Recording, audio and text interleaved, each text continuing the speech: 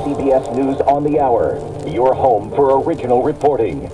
I'm Wendy Gillette in New York. This just in, a verdict has been reached in the trial of Ghislaine Maxwell, the British socialite accused of sex trafficking young girls for Jeffrey Epstein to abuse. The verdict will be announced shortly, and we'll bring it to you as soon as we get it.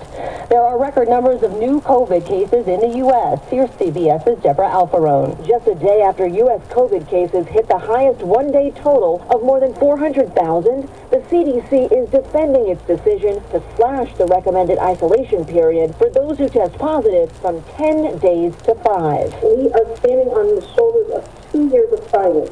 We know that after 5 days, people are much less likely to transmit the virus, and that masking further reduces that risk. CDC Director Dr. Rochelle Walensky is also answering critics who've called for a negative COVID test requirement at the end of isolation. We know a PCR test would not be viable because that PCR can stay positive for up to 12 weeks.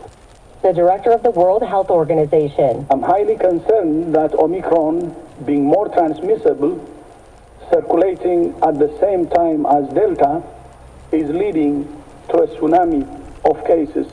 The CDC is investigating more cruise ships because of COVID outbreaks. With COVID cases spiking, the CDC is monitoring more than 80 cruise ships, but the agency will not specify how many cases have been reported. Some ships have been denied entry at foreign ports. So far, though, there are no reports of any ships being overwhelmed by COVID and forced to return home.